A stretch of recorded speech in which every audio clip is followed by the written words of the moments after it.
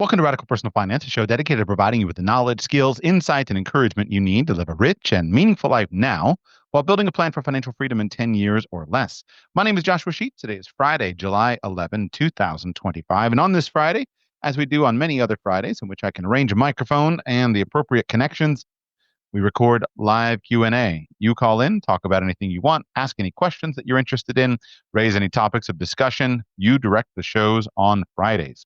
If you would like to join me for one of these Friday shows, you can do that by becoming a patron of the show. Go to patreon.com/radicalpersonalfinance, patreon.com/radicalpersonalfinance. That will gain access for you to one of these Friday Q&A shows. We begin today with Ben in California. Ben, welcome to the show. How can I serve you today? Hi, Joshua. I was wondering whether we should be looking at the current model flagship phones, such as like the Pixel 9 Pro with the 1-year Gemini Advance as a worthwhile investment. Like in the past, I've always tried to buy the cheapest, like Google Pixel A series models and try to use them for 3 to 6 years. But we've been really embracing integrating the AI tools in software engineering over the past year and using ChatGPT deep research. Thank you, by the way, for your advice during the RPF Academy classes to use deep research and invest in ourselves. So I don't know if my current phone is hindering my productivity at all, or if a new phone will enhance it or be a distraction.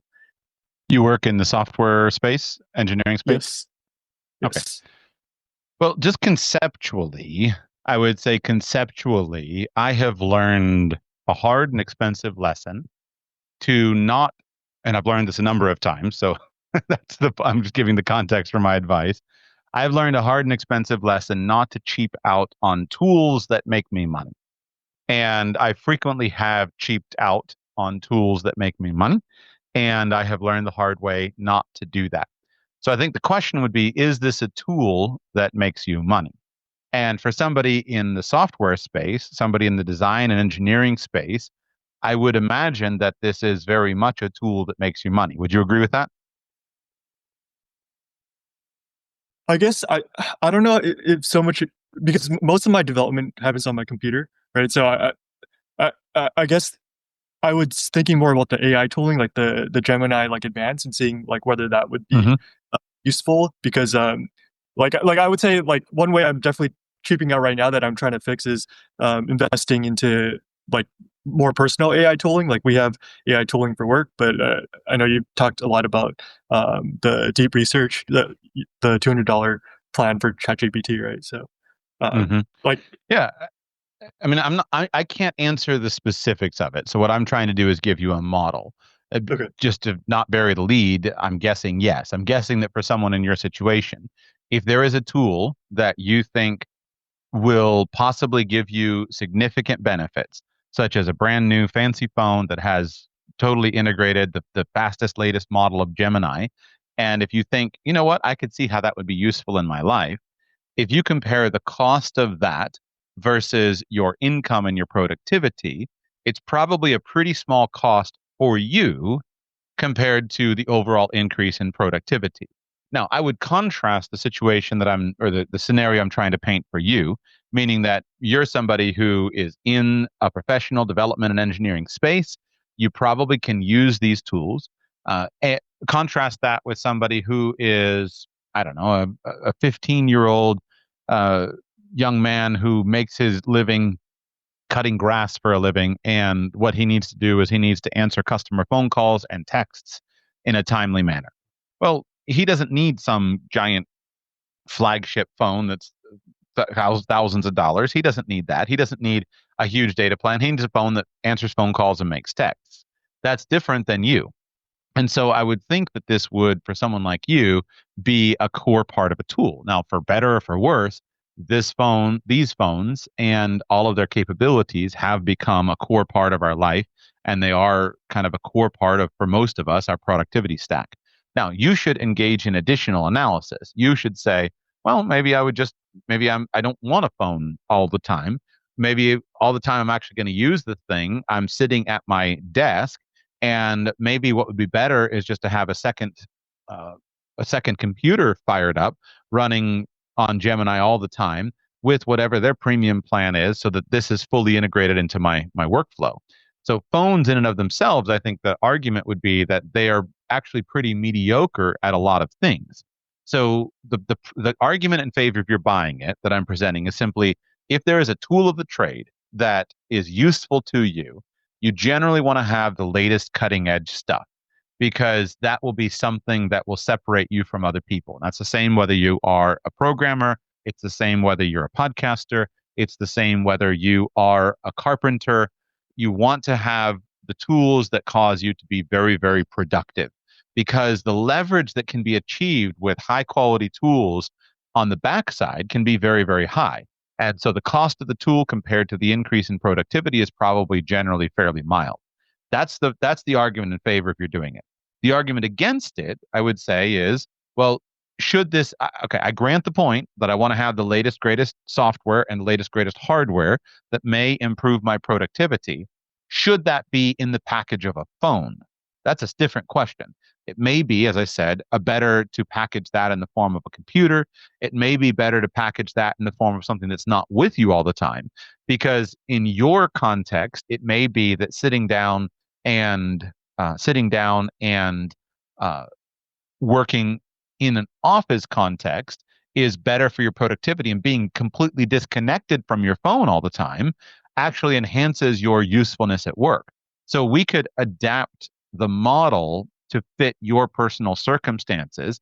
And if your working space, and I actually would argue for that for many people, I think that many people don't need and shouldn't be focused on mobile devices because the mobile devices may not be relevant in your context. I don't work from an office. At the moment as I'm recording this live show, I am sitting a at a at a table outside in the middle of by the beach recording. So I need everything to be on a phone. I hustled to get here on time. I don't have a computer on the table, and I'm sitting outside at a picnic table by the beach to record this. So for me, the mobile device context is very useful. For you, it may not be useful. For you, the may best thing to do maybe to not have any phone and just go to the beach and rest and recharge. But then when you come into the office, you sit down in front of 10 giant monitors in front of you, and you've got four computers going simultaneously, and and you're running seven different models, and that's the application of the proper tooling. So the model is invest in the best tools, and then you go ahead and decide how that gets applied. Okay, thank you. Thank you, Joshua. My pleasure. Anything else? That's it for today. Thank you. Cool. Thank you for being here. And as Ben said, Ben's one of the students in RPF Academy, and we are been running through that through the whole year with kind of the pilot year where it's been all being recorded live. But one of the biggest changes that has happened over the last 7 months that I have been actually 8 months that I have been recording and teaching these live classes has been number one, the development of AI. And this most applicable development has been the development of deep research models, which are so advanced and so much more useful for so many topics versus just simply the other models that we are running. So when I started recording RPF Academy, I primarily use ChatGPT. I've been using Gemini a lot more and testing other ones, but I still find that ChatGPT works well, Grok works well, which, by the way, listener corrected my pronunciation. I was calling it Grok and wrote to me very kindly and allowed me to understand the proper pronunciation. So Grok and Perplexity, and I keep testing them as they come along to try to figure out which ones work, which ones don't work, and what's necessary. But what I have found is that having access to ChatGPT's deep research model continually is an amazing boon to my productivity. It's truly astonishing. And so I'm at, I don't know, 5 or 6 months now with the $200 a month ChatGPT premium subscription, because it allows me to do essentially unlimited deep research prompts. And so I find, every month I think, man, should I cancel that subscription? And every month I find, nope. I look at how many things I did last month with it. I'm finding it to be useful. So if you're not trying to figure out where, and let me just continue on this theme for just one moment of kind of where we are at this AI space. The AI space is advancing so quickly that if, say, 6 months ago, you looked to see what tools were useful for you and which ones you could apply, and you came away thinking, well, you know what, there's not really anything exciting here. But now today, you realize it's been 6 months since you did that. You have to do it all over again because all of my clients, everyone that I work with, I am finding that everything that touches bits and bytes rather than physical matter, everything is being disrupted by AI. And the speed of development is so quick that even if the tools were completely useless 6 months ago, they may now be useful. This does, I had an anecdote from one of my clients who was a high-end programmer, and he said he had just completed a project to get the details right. He had just completed a project, and this was again about 6 months ago that this happened. And he said, I did this project that previously would have taken me over 2 years, and I think it took him about 2.5 months. And he did it because he now had access to some effective coding and programming tools that, and he said, but the thing was, 6 months ago, I couldn't have done it, is that the tools had finally gotten useful and it had cut his development time for a large project that he was developing from over 2 years to, I think, 2.5 months. But the development of the tools itself was so novel and recent. So stay on top of this and try to figure out, how does this work and where can it be implemented? Because we're very much in a space that is moving just blindingly fast. So those are my thoughts. Lucas in New Jersey, welcome to the show. How can I serve you today? Hey, Joshua. So there are two parts to my question. One about individualized education and one, I guess, regarding appropriate socialization. So I have a 3-year-old daughter. She's never had any significant TV or phone exposure. We've read to her every day for 30 minutes to an hour since she was an infant. She's exceptionally verbal. She can recognize letters and words. She's beginning to spell and shows the cognitive aptitudes and developmental milestones of a 5 or 6-year-old, according to all the charts that we look at. So we feel like we're off to a great start, just a little stuck on what to do from here. She's not in daycare. We have a Montessori-style classroom in one room of our house and have complete flexibility to adapt to her changing needs for stimulation since my wife stays at home and grandma comes over every weekday to support. We started a while ago doing Spanish songs and stories, and she enjoys reading them side by side and will repeat the words and get some of the language.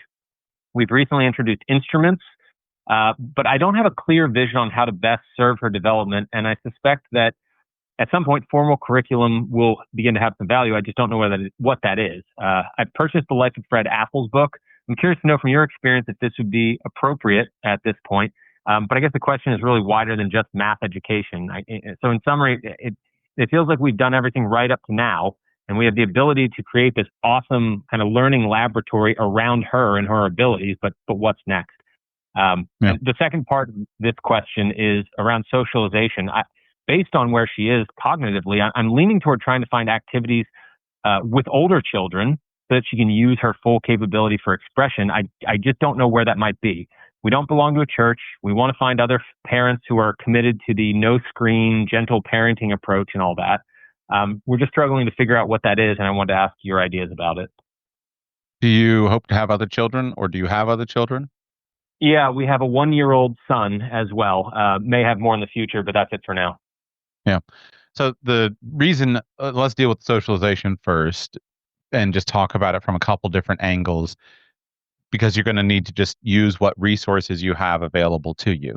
So first, I think a lot of the pressure and the need for socialization comes in if you have an only child, or it comes in the space that you are where you have a much younger child, right? A 1-year-old and a 3-year-old who's quite verbally advanced. There's not a lot of meaningful socialization happening between those siblings yet. Give it 2 years, and I think you're going to see that it's very, very different. But I think a huge benefit of socialization can come within the family when you have other children. And so I think it's very helpful. And I'm not sure, that brings its own set of challenges where you have to deal with fights and challenges. I wish my household were quieter than it is, but I look at it and say, in the middle of all of this, my children enjoy each other's company, and that forms the foundation of their relationships. And then our family standards are whatever our family standards are, and we can then expand from there, and they can enjoy each other's presence. So I'm glad you have a younger child, because that will answer a lot of the socialization questions. I think another question would just be, if we're going to talk about socialization, what are the specific benefits of socialization that we are looking for? Now, being one who engages in home education, that used to be the number one question that people would ask or objection that people would raise with regard to education. It used to be that they would say, well, what about socialization? And my answer to that was fairly ready because I thought a lot about it. And I said, number one, first and foremost, uh, not all socialization is positive.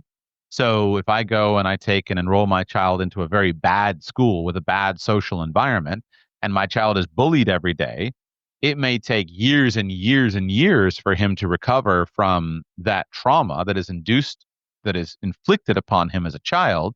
And so, yes, we got socialization, but we got a lot of negative socialization. Socialization can be negative or it can be positive.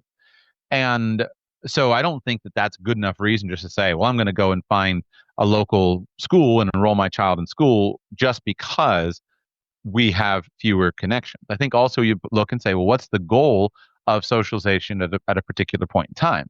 Socialization or spending time with age-banded peers is very different for a 6-year-old than it is for a 16-year-old. And I think it's much more important for a 16-year-old. It's much less important for a 6-year-old.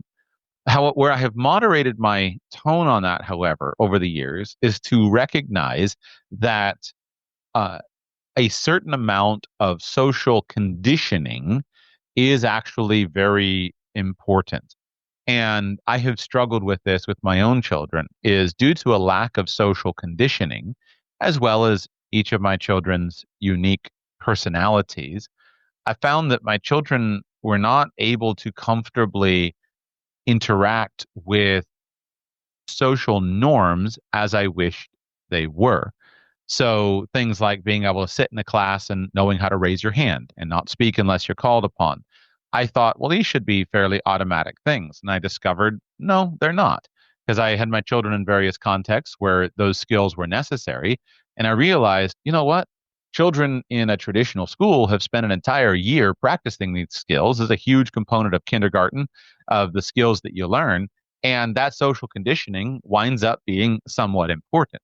And so I didn't choose to go and just find the local school to install that conditioning, but I did choose to recognize that I need more of this conditioning, and I started using a Sunday school class to do that. Sunday school class and homeschool co-op, and that has seemed to make good progress. Where now we've I feel like I've more effectively conditioned my children into understanding social norms, and so that they are able to interact in society at a young age in a less feral way and in a more appropriate way. Still a lot of room to go, but things like that, social conditioning, which normally people with your and my ideological bents would kind of bristle at that term.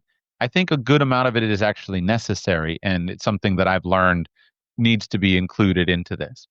So if we talk about what kind of socialization we're trying to accomplish, then we can understand what are some different venues of achieving it. So I would say that what I think is often negative is to just automatically choose school because it is a forced grouping of age-banded peers. Your 3-year-old may not get along as well with other 3-year-olds as she does with a 5-year-old or with a 6-year-old. And so if there can be opportunities for children to mingle with one another without a strict age banding, I think that's a positive thing. In addition, I also think it's a positive thing to include lots of socialization with adults. And one of the great damages, I think, in our modern society, where so much socialization with peers, is that children often get involved in relationships that are not entirely positive, because instead of being exposed to adults who have the ability, who basically express unconditional love and patience, their closest friends wind up being people of their same age who haven't yet learned the skills of unconditional love and patience. So I think my argument here is to say, what are the benefits of socialization that we're looking for, and recognize it's not exclusively, socialization doesn't exclusively happen in a group of age-banded peers. So if you recognize a need for additional socialization, then we want to bring it in, which is, of course, what you're alluding to. So if you're not part of a church, well, that's out, but you might be able to find a local play group or a local homeschool group, or you might be able to find a local Montessori school, and those people kind of match your crunchy ways, and there might be a good group there. You can do this with various classes. Just because you might not trot out and enroll your 3-year-old in school doesn't mean you don't trot out and enroll your 3-year-old in martial arts academy. Now all of a sudden there's lots of other friends. Or you might seek to find a neighborhood that has lots of other playmates, or find somebody who has a big family and knows other big families where all of a sudden there's lots of playmates. I think the search for community is something that is difficult to know how to answer. Uh, as you might know, the family camp that I hosted this year, we talked about community, right? How do we build community? Because when I have spoken with my listeners, one of the strong themes that I hear is people are saying, how do I find community, or how do I build community? And finding it, there may be some ways you might have to be the person who builds it. And you might be that to be the person who develops it. And your goal in building it and developing it is to build the kind of environment for your child. So those are some thoughts on socialization. I agree that it is important. Oh, I guess the only other thing I would say, and then I'll pause for you to respond before we switch to the developmental kind of trajectory. But I think if you're going to reject the norm, the question would just simply be why, right? Why are you not going to just take your child out and find the closest school to your house and enroll her there? Why? And having a clear answer as to why that's not the choice that you will make, I think will inform what you actually do. And I don't think that, I don't think that, so, and I think there's lots of ways to use the tools and resources that are in front of you. So there may be a great government school, and you use that great government school and you supplement that with your own things that you're doing, or you might choose not to participate in the government school and you do your own thing. Or there may be a great Montessori school or some other interesting alternative model of school that's nearby, or you might find a local uh, daycare center where that's really amazing, and that supplements you and that provides an outlet for you. I think the key is, at least the way I think about it, is not to try to have a dogmatic model of I will never do this thing, but to look and say, what are the needs that my child has, or my family has at this point in time, and then look to see what resources are available to you and accessible to you that might help with those needs. And so along the way, you should be looking, if you're recognizing that there's a need for additional levels of socialization, and I'm not sure whether it's with the 3-year-olds or with 5-year-olds or with 95-year-olds, but let me look for it and try different things and then observe the results that I get. And do we want more of this in our lives or less of this in our lives? Let me pause there for your response. Is that directionally helpful at all? Yeah, definitely directionally helpful, and gave you some good ideas of places or the kind of environment that I might be interested in based on the specific socialization goals. And I think you really hit it there with trying to identify why are we doing this. And it may be a bit premature. I don't think that at 3 she does have any needs for socialization beyond me, mom, and grandma. I think that's probably appropriate for now. I am interested in seeing in her learning how to engage, learning some of those social norms and cues. So that's all relevant. And I guess what's at the heart of all this for me is you've influenced my thinking on this. I have a great respect for her time, and I want to put her into things that are going to be enriching for her, that are not going to have the double effect of wasting her time and taking away from time that could be better spent doing other things for that development. So I guess you hit the nail on the head with trying to figure out how do I define community, and the realistic answer is probably just need to try a bunch of things and figure out what fits. Yeah. If you don't have a religious community that you're a part of, I think you should look for a community that would have some of the features of a religious community. And I think that can happen in some other contexts. And so it may be, I used to be part of a CrossFit gym, and CrossFit often gets referred to as a cult. I think that and tongue in cheek cult. But what I observed a lot is that the people in that situation who are kind of devotees of the local CrossFit gym, they're often getting some of their religious expression and religious life from their participation in that CrossFit gym. And they find a group of people that has basic models and values that they have, and this becomes their tribe. I think you have to find something that is your tribe. I have observed this, and sometimes you get this in political movements, not so much like Republicans and Democrats, but I see this in libertarians.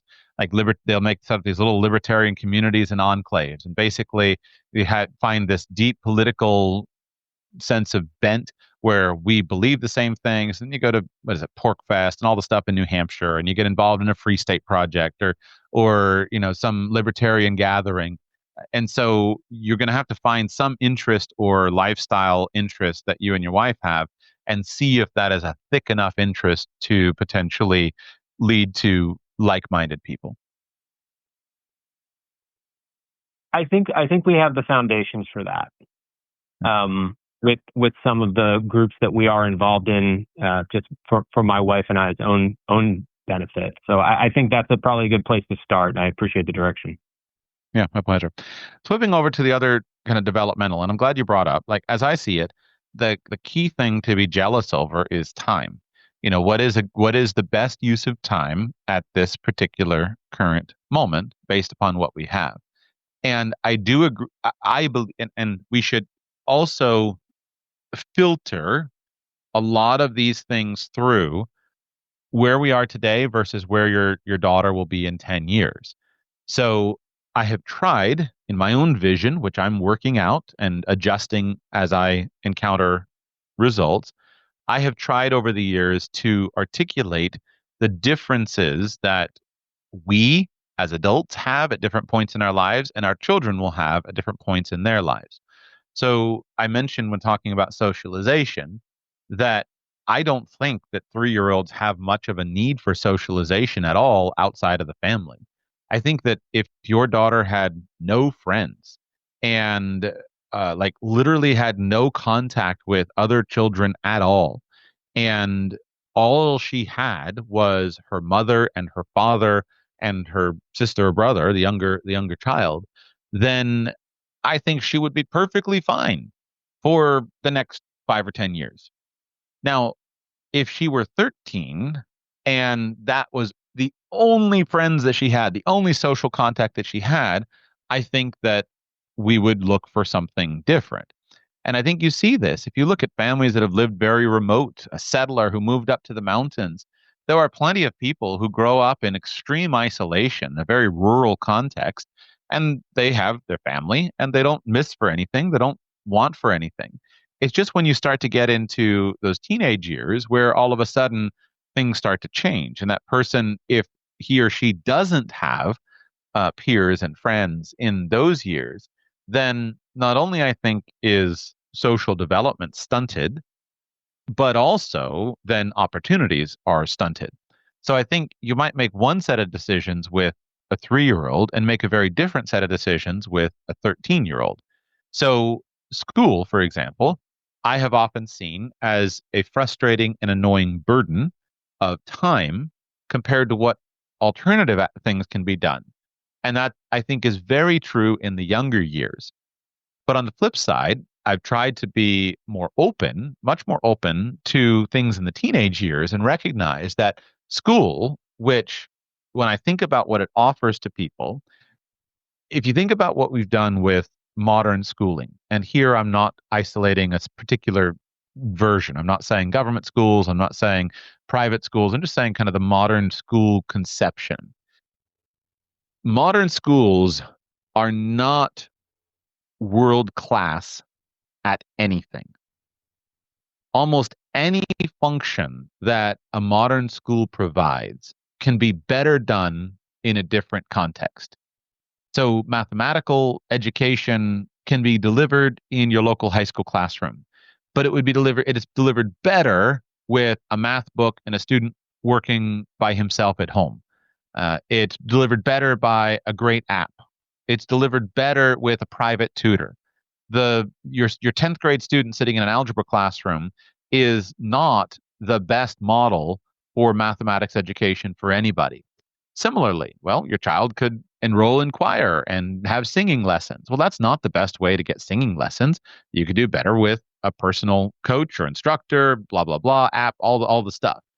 What about socialization? Well, socialization at school is really mediocre because the teacher tells you not to talk. You have limited snippets of time. You have some cool people, not so good people. Wouldn't it just be so much better if you had an amazing youth group that your child was a part of, where it was full of high achievers, or the local country club full of high achievers, highly charactered people, and there were no scuzzy people in that group? Or what about sports, right? Well, I want to learn sports. Well, I should go and participate in school. Well, you could do better, as I said, in many other models. We could design a superior pathway to athletic prowess outside of a school environment if we have lots of time, lots of money, and lots of energy to do it. So schools are mediocre at everything, but they're mediocre at everything. And so what is amazing about a school environment is the access to opportunities.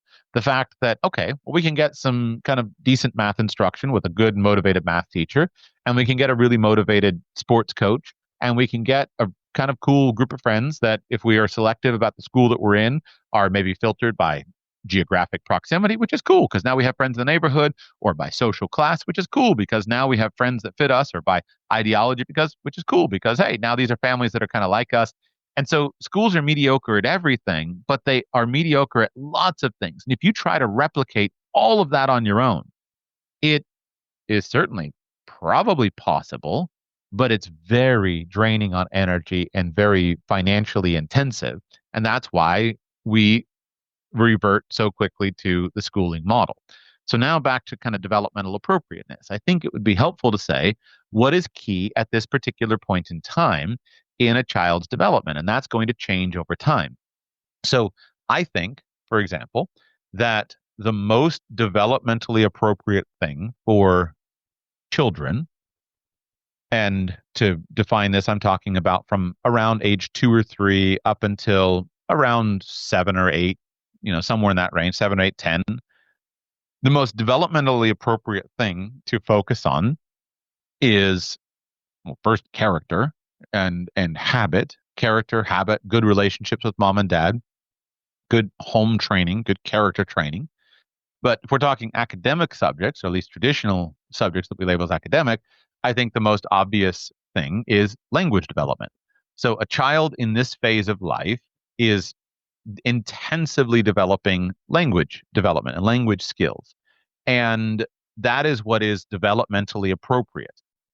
So we should focus on that.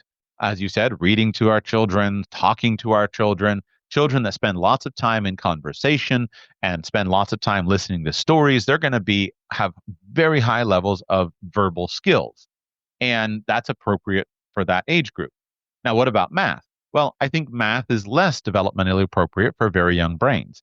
I think it's fine if the child is interested, but I think hardcore math and saying, I'm going to sit you here at a desk for 2 hours a day and I'm going to wrap you in the knuckles with a ruler if you don't do your math problems, that is not developmentally appropriate.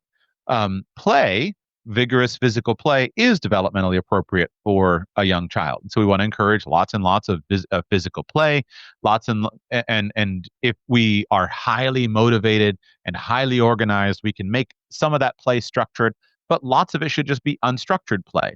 One of the great concerns that I have, that people much more knowledgeable than me are writing about, is the elimination of play from a child's life is causing major changes in how children develop. And so it's not a bad thing for children just to have 5 or 6 hours of undirected play available to them in a day. It shouldn't be every moment with a coach standing over and saying, well, your play for this moment is walking this beam to develop your balance skills. And now we're going to work on throwing skills. And now we're going to work on running skills.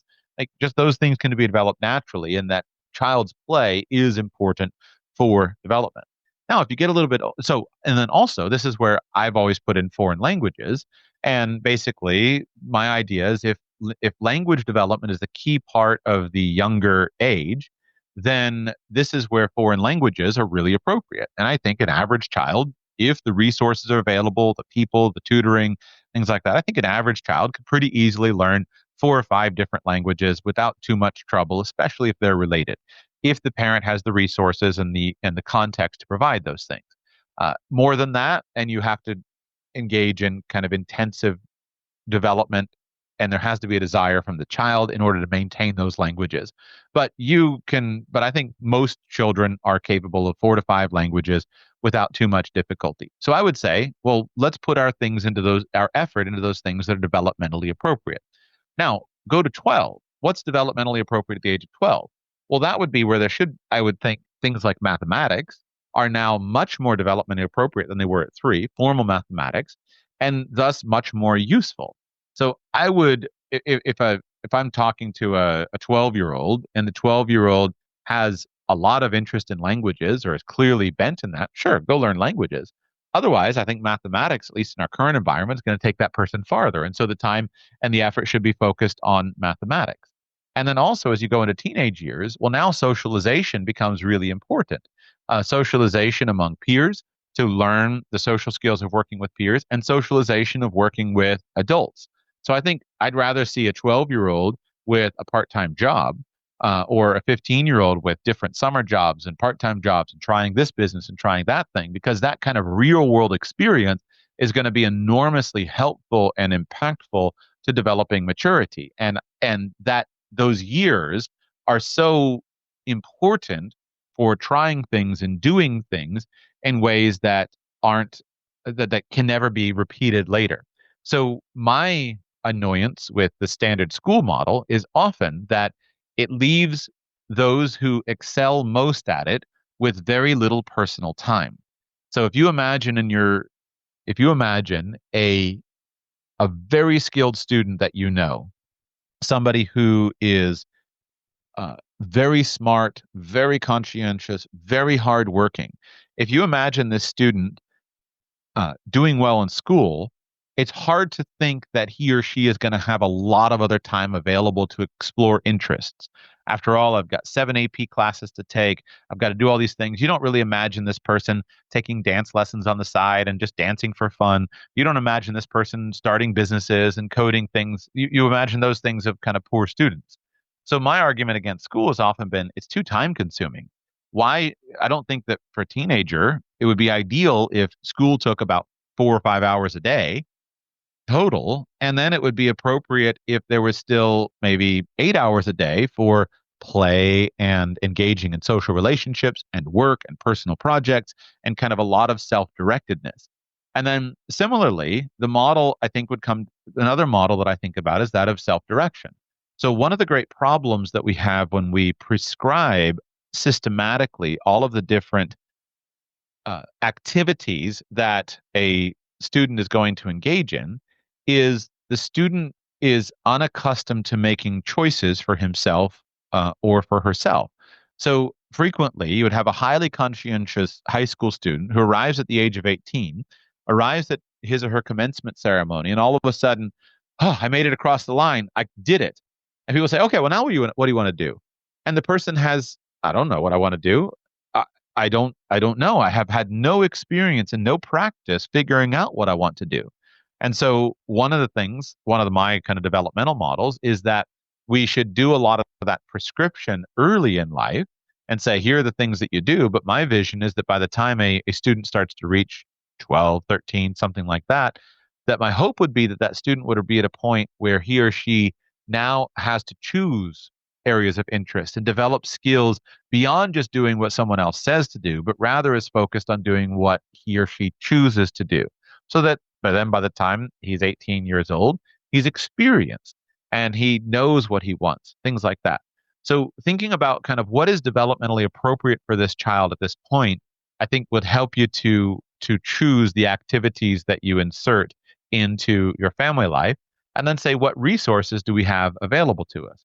So I've lived on a farm for the last years because I have a bunch of small children. And so it's been fairly easy for me to say, and I've made that choice intentionally, it's been fairly easy for me to say, go outside and go play outside. I don't want to see you for a couple of hours because I think that free play and having to go out and engage in imaginative, creative play with all of the siblings that I've given you and the friends that I've been able to get around, to me, that's the appropriate developmental approach to try to say, here, do these things, go and play, because that's appropriate.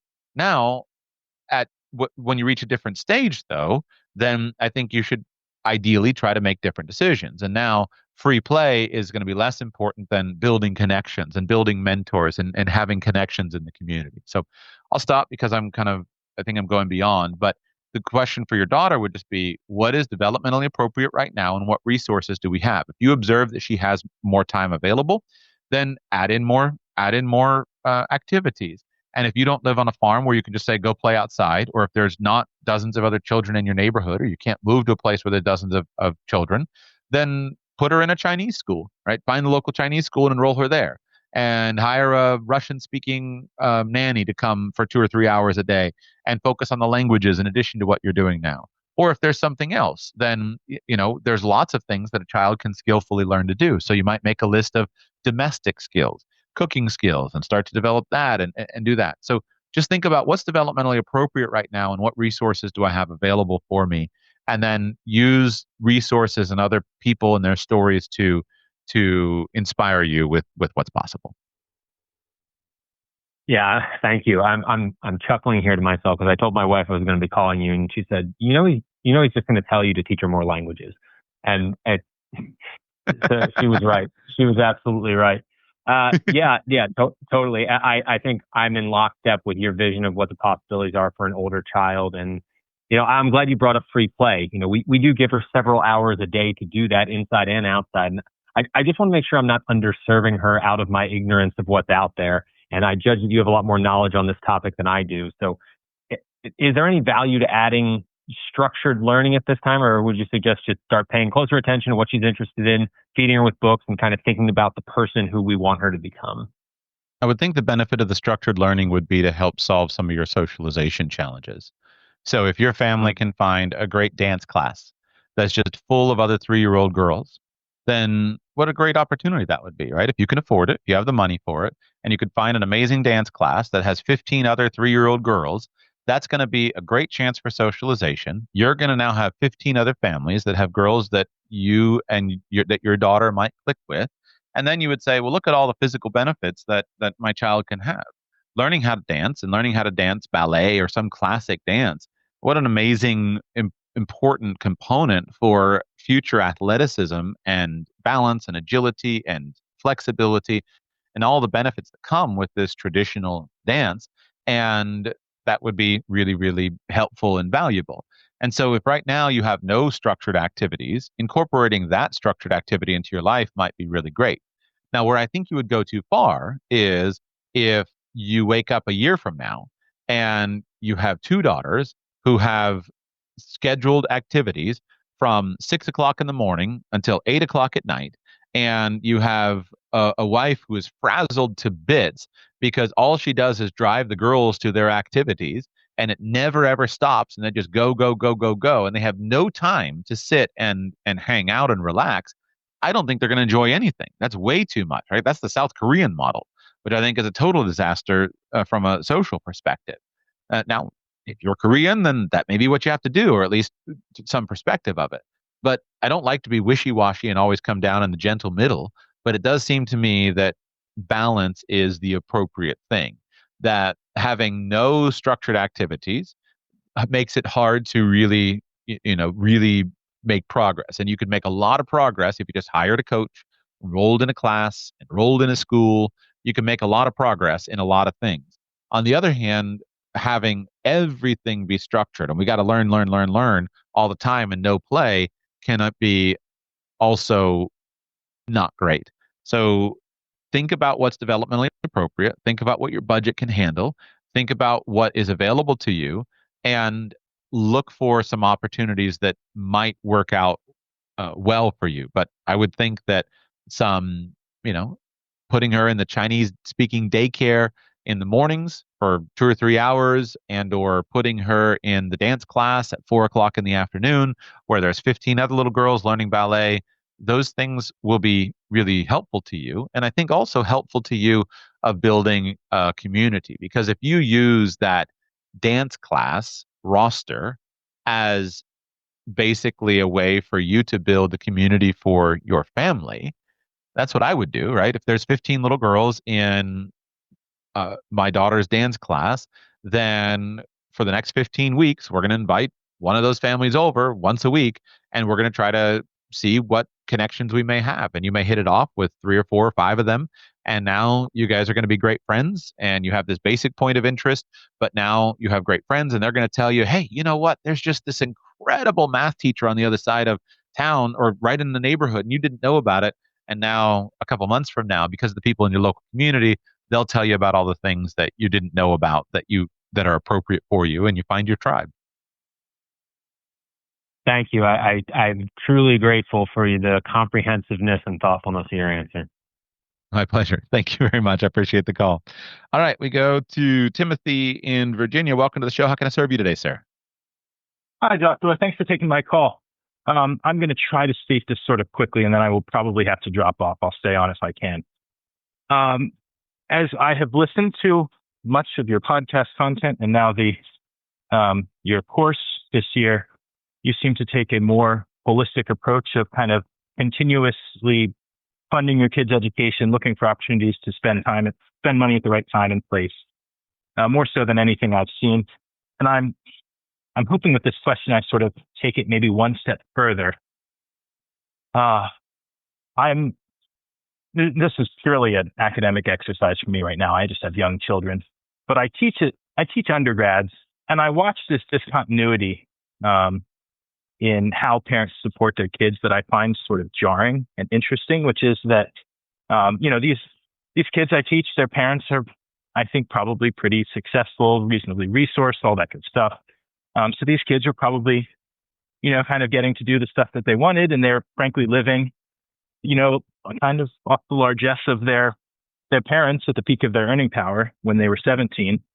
And at 18, some of them, their parents are continuing to give them money to eat out every day rather than going for cafeteria food. But some of them have just been cut out, cut loose, off in the wild, go figure it out. We've covered your room, board, tuition, and that should be enough. And I'm sure that you wouldn't say that that's ideal, but I'm intrigued by the question of how much do you keep funding them, funding these new college students versus trying to let them figure it out for themselves. And particularly, I find it interesting because I wonder how much maybe that jump from being in a really well-resourced peak of earning family to a new starting off person new starting off college grad, and either fuel discontent or even inhibit family formation for frankly couples who are frustrated at their situations because they don't have the income and wealth of their 50-year-old parents. Yeah. I love so just a kind of a general discussion of basically parental support of adult children. Is that kind of the basic theme that you're drawing out here? Yeah. How do you support intensively without having that drop off that I think is jarring, off-putting, and unsettling, and can kind of knock some kids out of whack, if you will. Yeah. I love the discussion, and I'll give you my thoughts on it.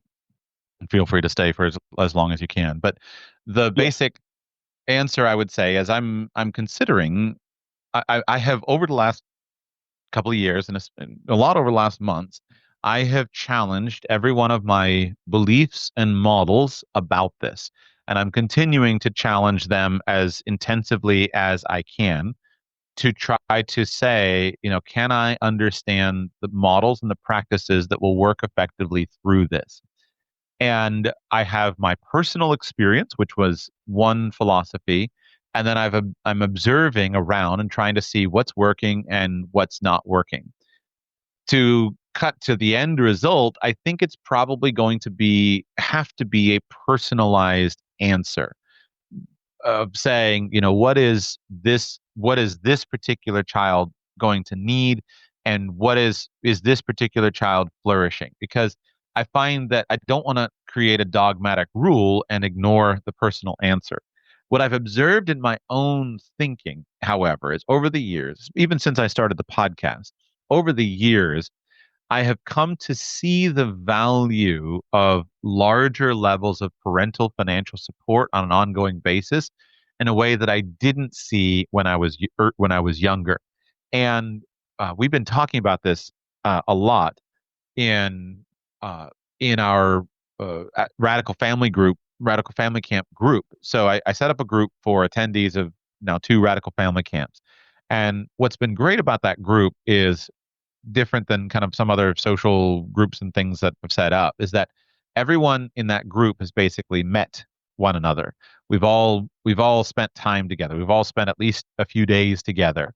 And there's been some long conversations over campfires and all of that. And so that's created this really neat, friendly bond of people, not who are necessarily close, although some are, but it's created a friendly environment of diverse people from diverse perspectives to talk about some of these things, knowing that we have shared interests. And we've been debating hot and heavy for the past months a lot of these discussions. And what I have come to see is that for responsible young people, parental support and a parental push with financial and other benefits is a very, very valuable way of pushing those young people faster down life for the ultimate good of the family. Now, I think about this. I don't think everything comes down to children and birth rates. That's not. But it's a unique objective metric that we could look at. And I would say that one important way that you and I, in the fullness of time, can, should, and will judge the success of our family is simply, is our family growing in numbers? So, in order to do that, by definition, that means that within our family, each of our children would need to have more than two children in order for our family to grow. So, if I am sitting as an 80-year-old man and I have three children and one grandchild, and my grandchild is now 45, then I know that I've got something broken in my family culture. That by definition, my family culture is evolutionarily incompetent. It will not continue because I have not succeeded in helping my family to grow. My genes will disappear from the gene pool, and we have been outcompeted by all of the other models. On the other hand, if I'm 80 years old and I'm sitting and I'm reflecting on my three children, and we've got, 11 grandchildren, and, there's two great grandchildren that are born, I can look at that and I can say, you know what?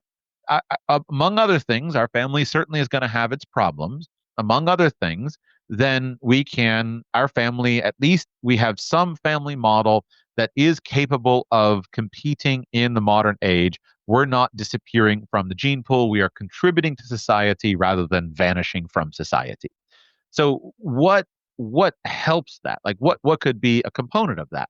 So I personally have a personal ambition, a personal goal. My goal is to have 100 great grandchildren someday.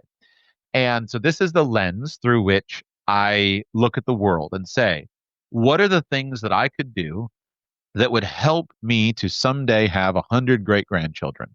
Currently, my wife and I have 5 children. We're expecting our 6th baby.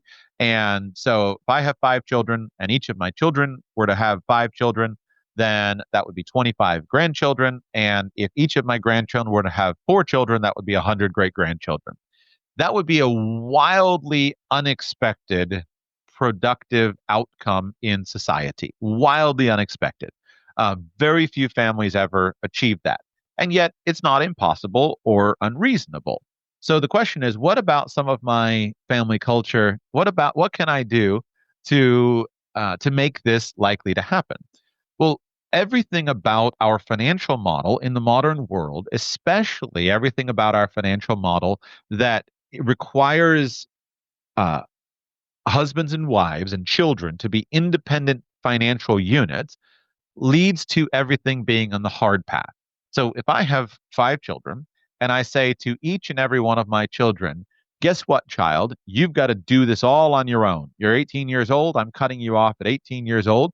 So you've got to go to college, you've got to pay for your college education, you've got to then go, and if you're going to get married, you've got to pay for your wedding. And if you're going to buy a house, you've got to pay for your house.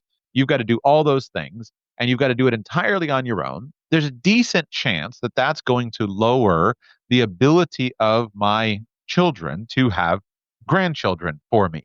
And I can be this, like, I don't mean to be mean to boomers, but they kind of have this. It's like, I did my job. You're off on your own. I'm not doing anything for you. That could be very, very difficult and very challenging for them.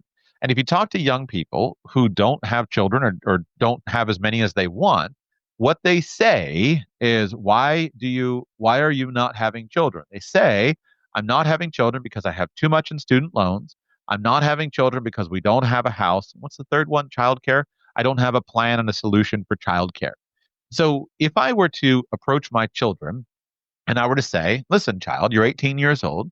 What I want you to do is I want you to focus on finding a world-class spouse. And I'm going to help you and support you in that. And you don't have to work and pay for all of your schooling. I will work and pay for your schooling. And I'm going to pay for your tuition. And after all, college is going to be very helpful for you from a personal development perspective, intellectual development, academic development, social development. It's a great place for you to meet a spouse.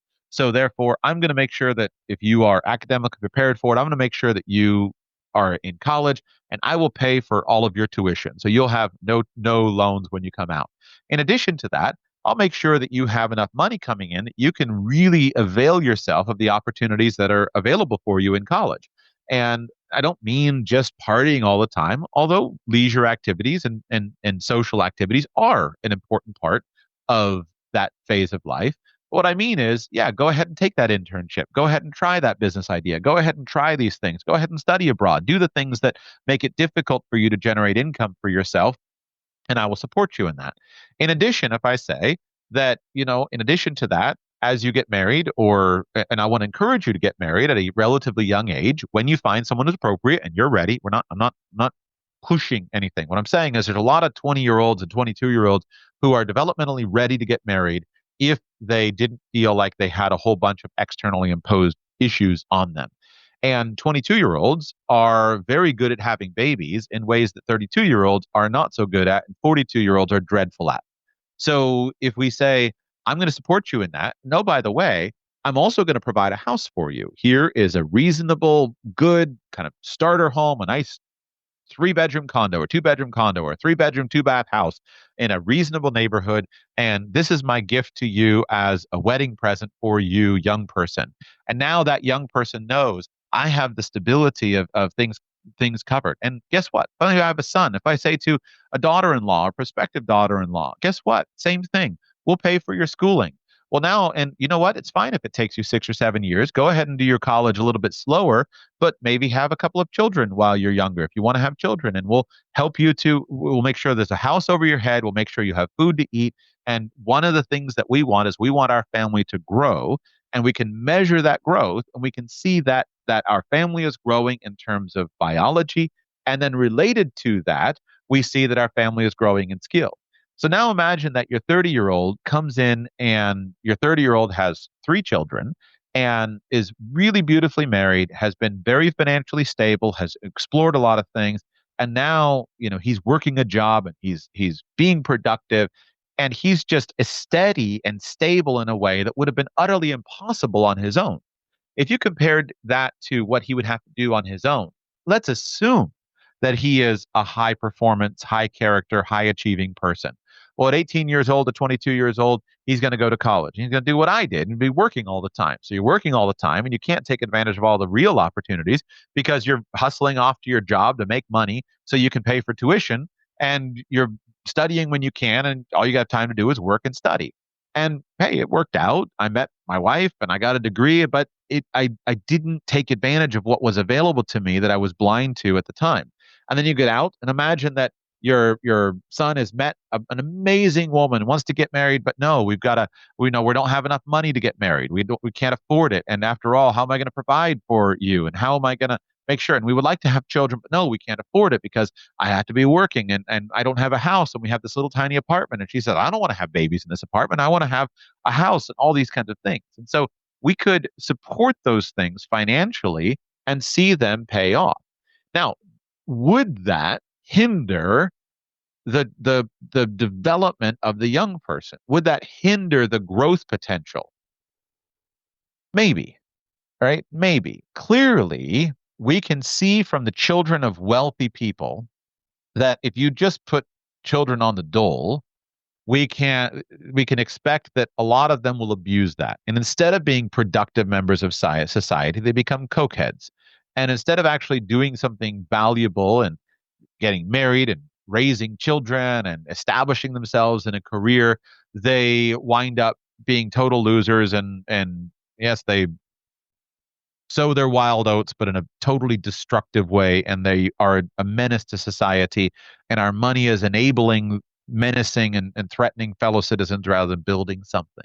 So obviously the money is not the only thing that matters, nor is the money an automatic outcome. But spending and investing the money into the success of young people is a productive thing to do. And if you have young people of character, people who are working towards things, people who are providing that, I don't think the money is a bad thing. And so that's the change in my thinking over the last decade, is that my parents didn't have the money to be able to support us in that way. They had many children, and my dad had an extremely modest income. And so they didn't have the money to pay for college for everybody. And my parents grew up in relative poverty. I hate to use that term because my parents were not wealthy growing up.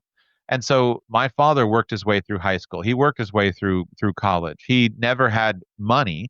And so it was very natural for me to experience that and to be proud of that. But what I now reflect on, and I have no ill will or grudge of any kind towards my parents, I have nothing bad to say. But what I reflect on is that I don't think that if my parents had the resources and had chosen to spend those resources on those things, it would not have harmed me. And I observed some of my friends and compatriots that I graduated from high school with whose parents did have it. And just because their productivity at a young age was dramatically enhanced, that they didn't get harmed by their parents paying for their school and then for their graduate school and for their medical school or for their law school. They didn't get harmed in any way. They were very effective and very productive, and they didn't get harmed by being supported with a down payment or a house. In fact, all those things were helpful. And now they are so much farther ahead of me or some of my other peers whose parents didn't have that financial ability because of it, and that will continue on through the generations. So the money is an important, is it adjuvant, like a thing that you add? I think that's the adjuvant. I forget the word. But basically, the money is an important component of a catalyzing mixture that can turbocharge the results. And so it's very possible that a child who is on the road to perdition, if money is added to that, can speed down that road and reach the end much faster in a much more tragic way. Similarly, a child that is on the road to success can speed down that pathway much faster with the addition of the extra money. So it has to be a personalized component of some kind where we're very careful to identify what's working well for this child. But I don't think an extreme philosophy of like, I'm never putting a dime into you after 18, or I'm going to just write you checks no matter what you do of $100,000 a month. These extremes are not helpful. I think what is appropriate is to recognize that I want to help my children with the resources that we have to get ahead faster without depriving them of appropriate learning situations.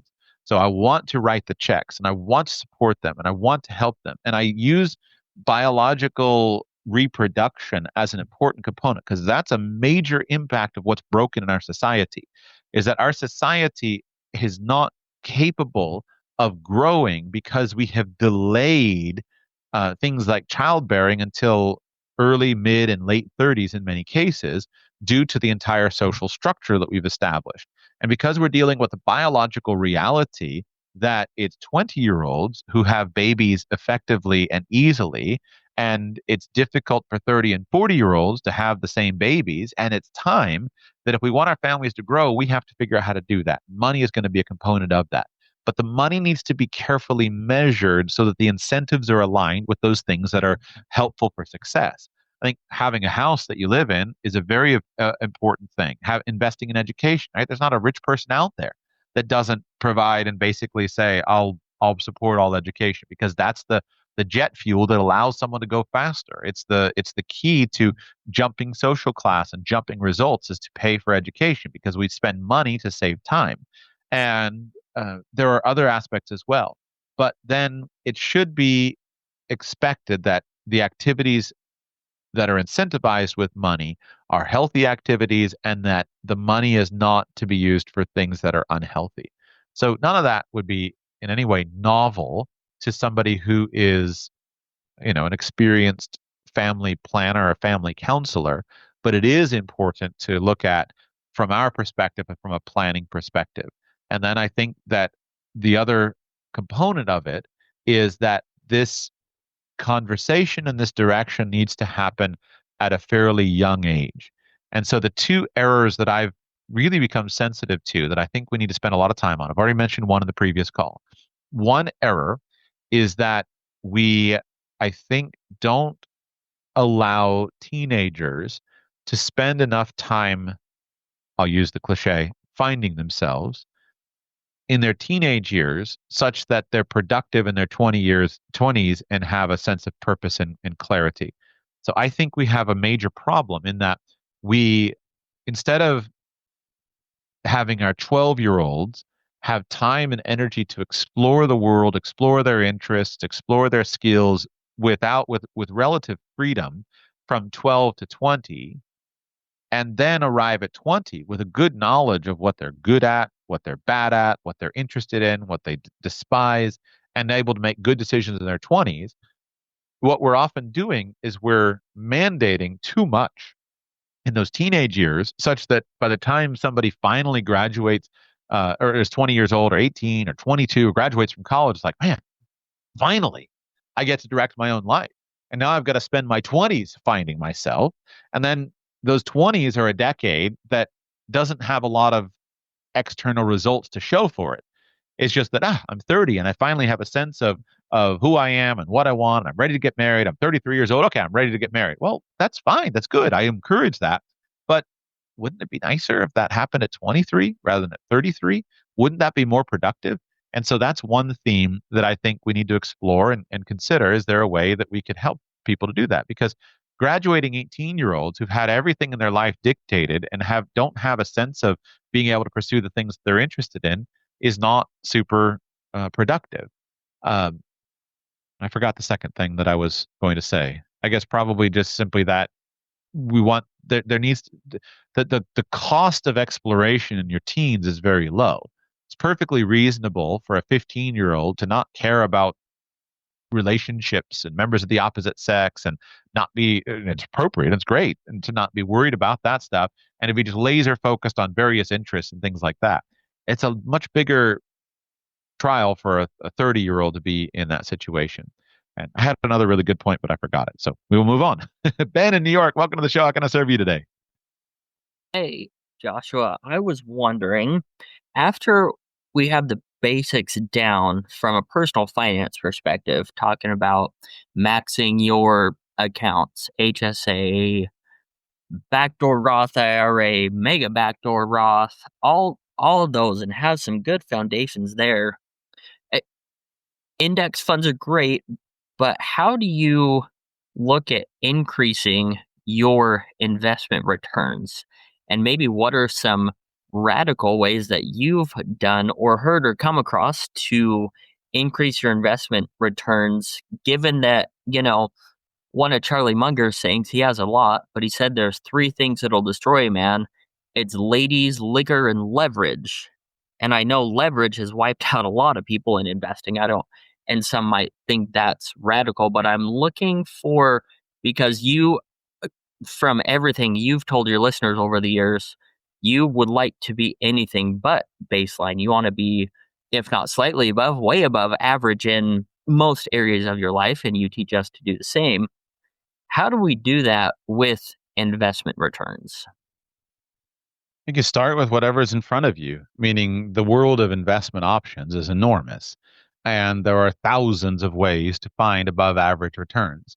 Years ago, I had a professor who was he Ghanaian? I can't remember. I think he was, I'm not sure. He may have been Ghanaian, but his investment return is he put all of his money into opening, and this was years ago when this was a business model. All of his money was spent investing in opening uh, uh, internet cafes across his home country in Africa. He was a professor in the United States, but he was put all of his money into, I think it was Ghana, opening uh, internet cafes, and his rate of return was through the roof. Right? But that was something that he could do that I had zero possibility of doing effectively. He had the friend network, the wide family network. He had the people on the ground. He was working as a university professor, taking all of his salary and putting it into opening internet cafes in Ghana. I had a client one time who was Iranian, and this was before some of the heavier sanctions. That's always the challenge with Iran, but he was investing a lot of money into CDs in Iran, basically bank deposits, because the guaranteed return on bank deposits in Iran were so high compared to anything else in the world that he could get. So he would just take his dollars, convert it into the Iranian currency, and put it into the Iranian bank. Again, that was an amazing win, but I had zero access to that.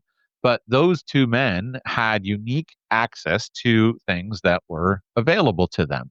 Years ago, I used to buy, there was a coin shop that I used to buy gold and silver coins from. And I got to know the guys there, and they taught me a lot about buying, about gold and silver coins. And one of the guys, he wasn't the owner of the shop, but he worked there for many years, and he became a friend of mine, and he retired fairly early, and his primary method of investing was building coin collections.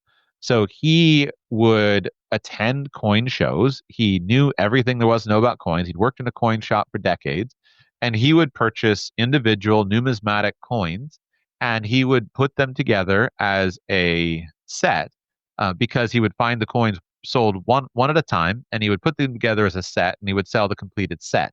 And his profit was the difference between what he paid for the individual coins at low value versus the higher coins at higher value, and the set at a higher value. And so that was what he did. He knew the business, he knew the industry. He didn't really invest in stocks.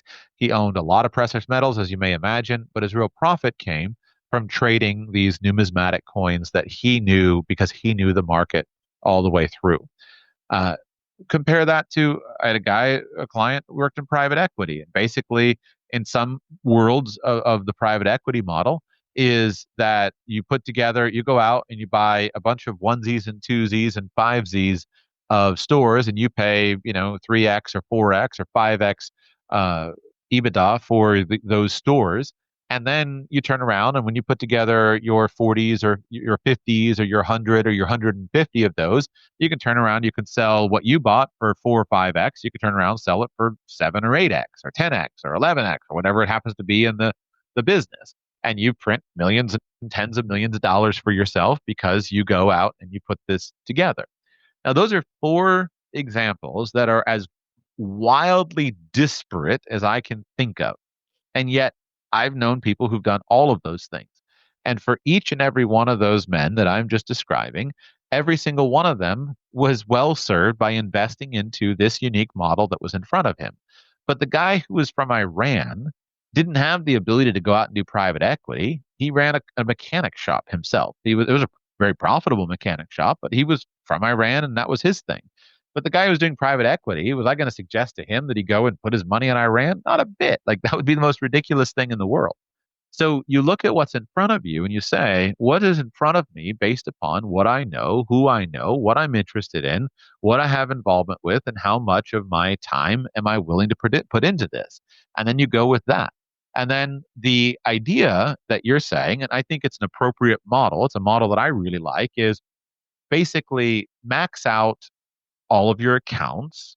And I use, retirement accounts. And as you said, all the stuff, max out all those accounts and put that stuff into, in many ways, we'll call it mainstream. I like to think of these things as conservative. I know they're not conservative, but I guess in my mind, I think of the stock market as a conservative move. Buying index funds to me is a conservative move, even though for a lot of people it's not.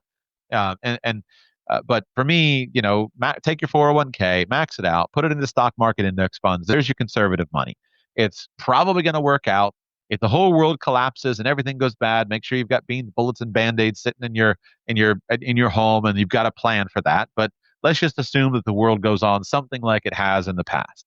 Then max out those retirement accounts and those types of things with like your conservative money. And then everything else, look for your best investment. And often that's in yourself and in your own income. Often that's in a business that somebody offers to you. There are tons of businesses available. There's tons of people that have things to sell, and these are great investments for people who come along. But I don't know how to, other than giving ideas, I don't know how to say, here's what it is. I have the things that I'm interested in, but I'm not about to talk about them publicly because I don't want anybody else in the market that I'm in. But I do think that I do think that they're in front of you. And for if you're 13 years old, then it's buying the broken lawnmower it's picking up the lawnmower that's on the trash heap, bringing it home, trying to figure out why it won't start, going on YouTube, figuring out how to fix it up and sell it, get it going with $30 of parts and a little bit of an afternoon working on YouTube, and then flip it on Craigslist or Facebook Marketplace for a few $100. That's what it is when you're 13 years old. If you're 73 years old and you've got hundreds of millions of dollars, it's a totally different market, but the principle still remains. You have to invest at a scale that is appropriate to you based upon the opportunities that are actually in front of you. And those, if you're looking for them, I can't imagine that somebody who is looking for them for a few years doesn't come across them. And so the key is, the reason more people don't know them is, number one, that many people, of course, don't have any investment funds. They haven't set aside investment money. They don't have an account that's just sitting there growing with $100,000 or $1 million that's just been piling up because they're spending all their money. They're not looking for investments. They're spending money, and therefore they don't have the money built up. Or they're not looking for it. So again, let's recognize, first of all, that the conversation we're having is not accessible to many people, because many people, they can't even dream of maxing out their 401k. They can't even dream of like maxing all that stuff out. So there's a pretty small percentage of the population who you and I are discussing here. But if you are maxing out that other stuff, therefore, and you're looking for investments and saving for investments, and you're doing that for 2 or 3 years, I cannot imagine that they are not coming along. If they're not, then I guess the other thing would be social contact. So some people, I guess, might not have communities of people who are interested in investing. But so this would be a conversation. I find that with my friends that I talk about with money, there's lots of opportunities. So find people who are rich or who have money or who want to be rich or want to be wealthier, and start talking about it and say, what have you heard of? What's available to you? And it may mean buying Bitcoin. It may mean investing in some meme coin. Like I'm not going to put the limit on what it is. I'm going to say that I can't imagine somebody working at it and looking at what's up in front of him, talking to rich people that I know in my area, and then not coming away with some ideas. It may be cattle, it may be a futures market, it may be some crypto coin, but there's going to be something that is a good and productive investment in front of you. Okay. That gives me a lot to think and look on. And as I thought about the question to ask you today, you might be wondering why, or what's the reason? Do you just want? And the previous caller, like you said, you want to be able to help and support your kids. And when I do, have a wife and kids and have multiple and hopefully maybe a couple sets of twins. And you want to be able to help and support them and be able to provide for them so it's a little easier for them along the way. So it's not a vanity project for a mid-30s guy like myself that wants to buy luxuries. It's for the future, for future family. That if I can do that now, put in the hard work now, as well as when I'm searching for a wife, then I will have that for when the time comes. Yeah, I agree. And I'm sorry that I'm not giving you a list of here are the 10 things that I am excited about right now. I have, I don't know, probably can't list 10 off the top of my head, but I could list 5. But I want to speak in terms of models rather than specifics so that it will be there. And I want to encourage you to go looking for them. But I think that you have to look for them. And you're doing that here, right? So all I'm just saying is I'm not in this public context going to say, here's what's in front of you. But I think it's doable in almost any context. I think I told the story recently, so forgive the repetition. But I was just struck by I took I took a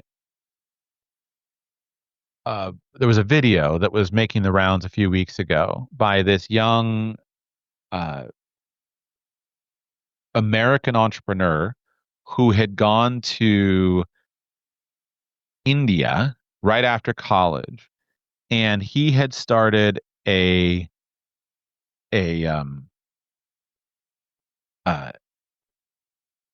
Mexican food chain in India.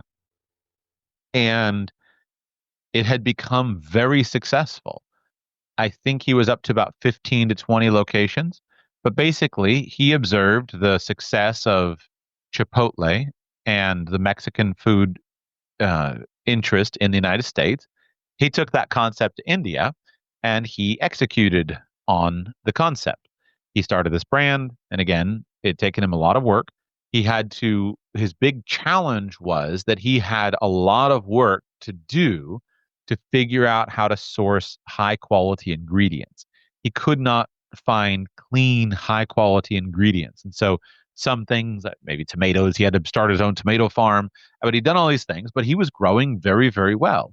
And in less than a decade, he had gone and built this business to where he had his own brand of, I think, up to about 15 stores across India. And now he was growing it very, very quickly.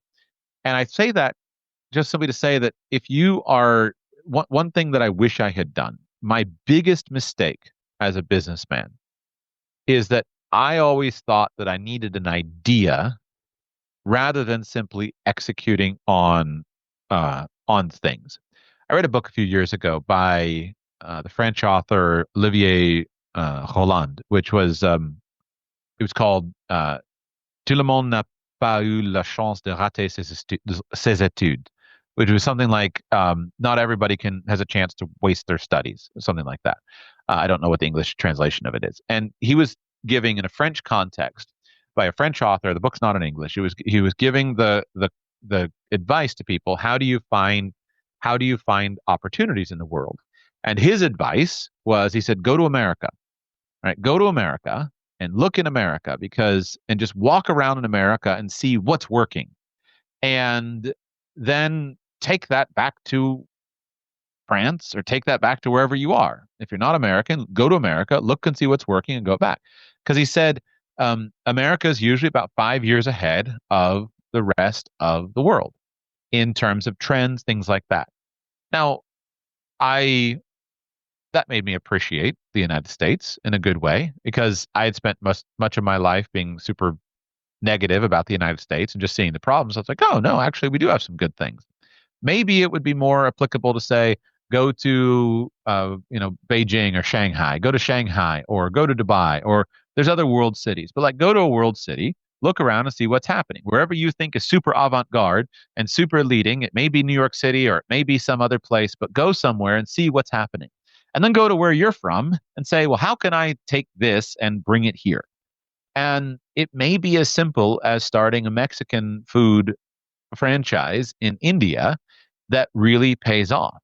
And so back to kind of my mistake. My mistake years ago was thinking that I needed a great idea. I spent all of my college years and all of my 20s thinking that I had to come up with a new and innovative business idea, which was the dumbest thing to think ever. And yet somehow that was what I associated entrepreneurship with. And I say to you that with regard to investing, the same holds true. That just like it's dumb to think that you have to come up with a new business idea to be an entrepreneur, what I should have done when I graduated from college is gone out and find some business model that was working and immediately got into business. But I was like, well, I don't have a business. I don't have a great business idea, so I'll just go get a job. And I worked jobs that were kind of were entrepreneurial. And the only time that I actually started radical personal finance was because I was like, I have a new and innovative idea. And it worked out. I'm not complaining. What I'm saying is I would have gotten a lot further if I skipped the idea of innovation and I just focused on relentless execution. That's what I should have done. And now I understand that. And took me 20 years, but I'm a slow learner sometimes.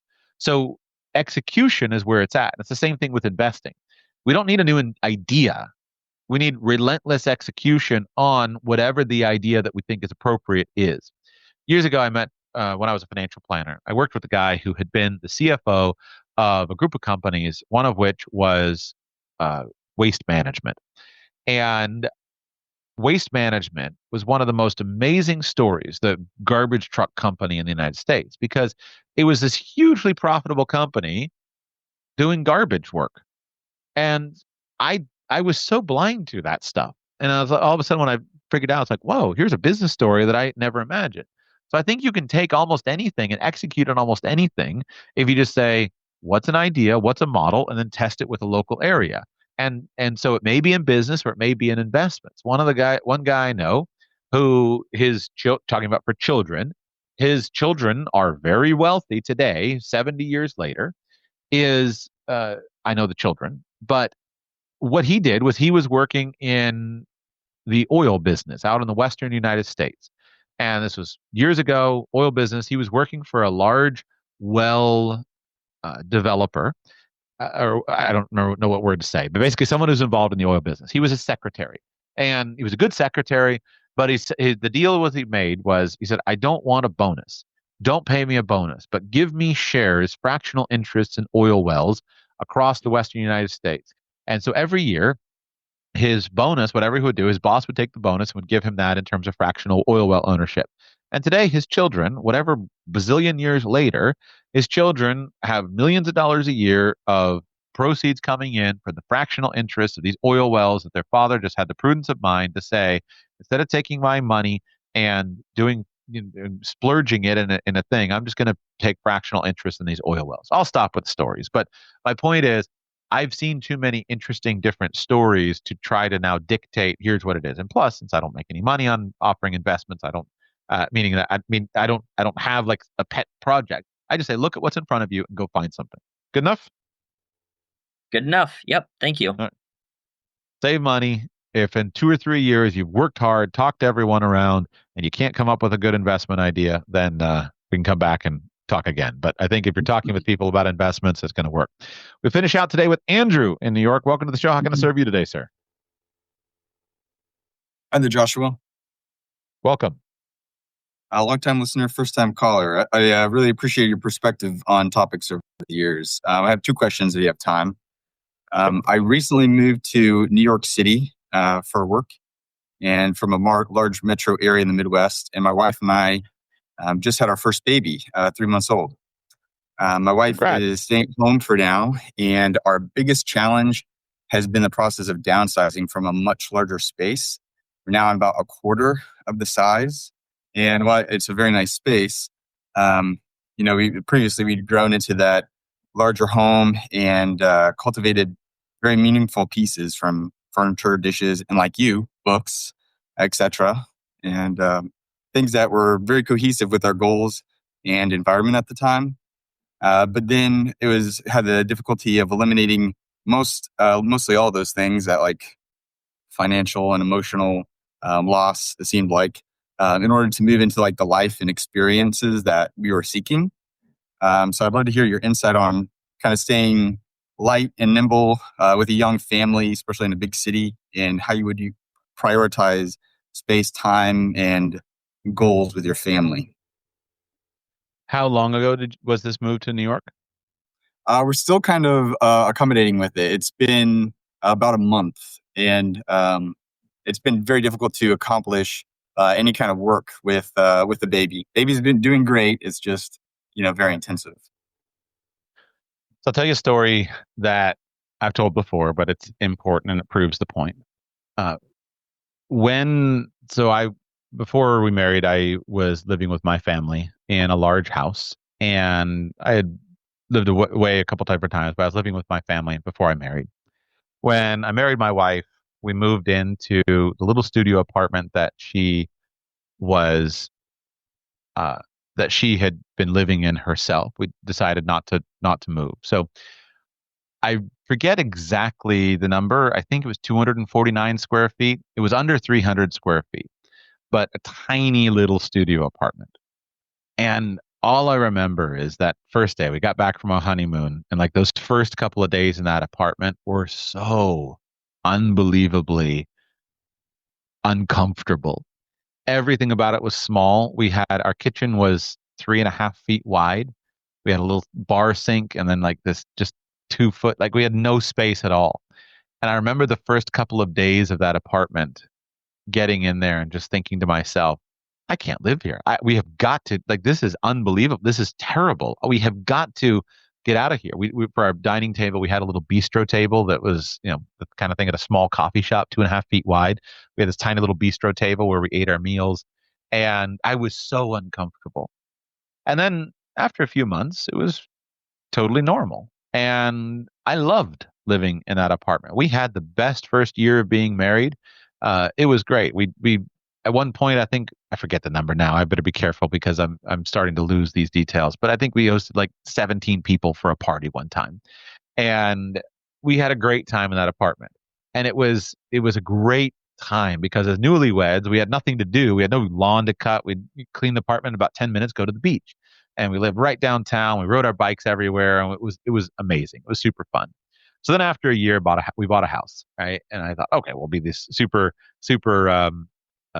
smart. So literally, we moved into the house on our 1 year wedding anniversary. Big house, not I mean, big for us, and big house and big yard, big house, all of the fancy stuff of like the suburban lifestyle. And I remember that first night walking across the house, and it was huge. And I thought, sorry, back up 1 second. So like in the apartment, it just totally felt normal, right? Totally felt normal and happy. Then I remember that first night walking across the house and was walking to the kitchen from the bedroom, our master bedroom, to go get a drink of water. And I was just walking down this long hallway and thinking like, man, this house is enormous. Like, what are we going to do with all this place? And it felt huge. And then after a few days and a couple of weeks, all that feeling was gone and it felt totally normal.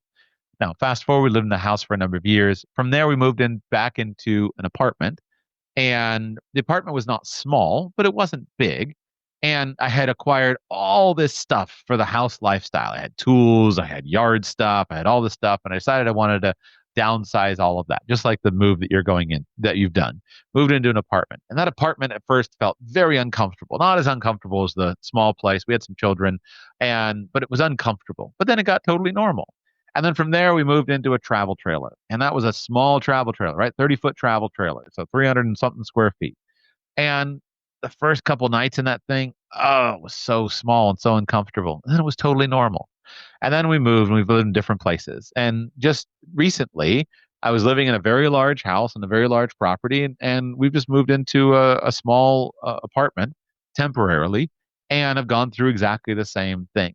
And the first couple days in this apartment, I'm like, this is so uncomfortable. This is terrible. But now we've been in it for enough that it's feeling totally normal. So my point is just simply to say that human beings are amazingly adaptable creatures. I just finished a novel this week, and the novel was a historical fiction novel, and it was talking about the British troops in their battles with Napoleon in the early 1800s. And in that scenario, the author was bringing out the reality that these troops were living in, which was that they didn't really even have tents. Like sometimes they would be at an encampment on the night before the Battle of Waterloo, and they were at this encampment and they're hacking down branches to try to make kind of a shelter, and it's pouring rain and there's mud up to their knees, and yet they're just totally normal with it. And if you got sent off to prison and you were sitting in a prison cell somewhere, when you first moved into that prison cell, you would be completely and totally overwhelmed by how terrible it is. And after a few months, it would feel very homey. And if you were in prison for a number of years, you honestly probably wouldn't want to leave because that little cell would be your comfort blanket. So as human beings, we are the uh, most adaptable creatures in the world, and we can thrive in literally any circumstance. As long as we've got the needs of human sustenance, we can thrive in any surroundings, in any circumstance. All we need is a little time to adapt, a little time to adjust.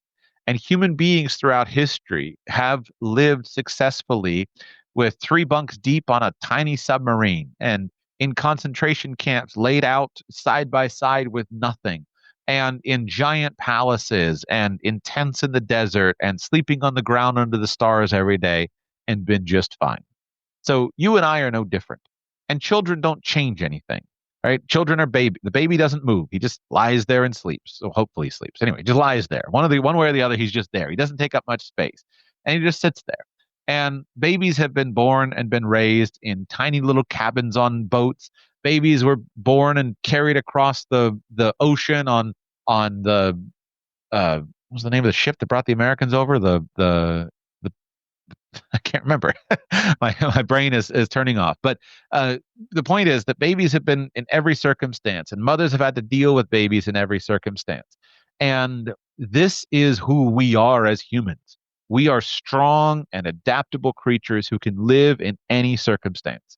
So view yourself through that light first and foremost, and then give yourself a few months before you make any big decisions about anything, and recognize that you can live anywhere and be happy anywhere. What you will and it'll just feel totally normal. And the apartment feels small now, but in a couple of months it'll feel just totally normal, and you'll look at yourself and you'll say, well, we don't need any more space, we're fine here. Now that said, there are two things that do need to happen. Thing number one is to recognize that the stuff that we had for the old lifestyle can't persist for the current one. So just using my example, when I lived in a house, I had giant tool chest, I had all this stuff, I had the garage full of stuff, I had all these things. When I moved to an apartment, I had to get rid of all that stuff. And it wasn't fun. It was a lot of work, but I didn't need that. And so if you're going to be in a small apartment in New York City, you're not going to need all the stuff that you had before. And then when I moved from the apartment, in my apartment, I had a 10-foot long table because I had a huge dining room. And when I moved into RV, I had to get rid of the table. And that annoyed me because I had to get rid of my 10-foot dining table that I loved to have full of people. But well, that doesn't fit anymore. So you've got to get rid of the stuff, and you've got to embrace the lifestyle that you're in. And then you've got to get the gear that you need to make your lifestyle simple where you are. So there's some things that are going to make life better where you are. It could be that now, before, what really made the difference was to have a great car with a great car seat. Well, the car seat's worthless to you in New York City, but you might have that really nice $400 German stroller that folds down to nothing and takes the baby, and you click them in and boom, everything is easy. So get the gear that makes your life easy in that circumstance. And then recognize that this phase will go forward.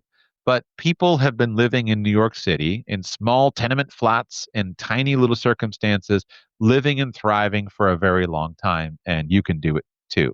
Just give yourself time to adapt and recognize that all changes come with the need to adapt.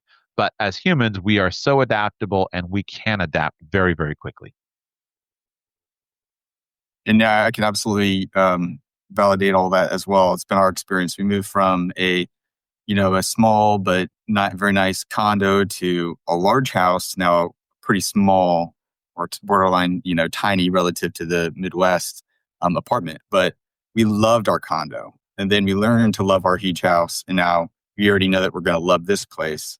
But I think what we really want to do is, as a family kind of teach our next generation, our child, to potentially children, that ability to adapt and the tenacity, audacity, that, what doesn't kill you makes you stronger, and also to be citizens of the world. A lot of things that we had, the community that we had before was a fantastic place to raise kids.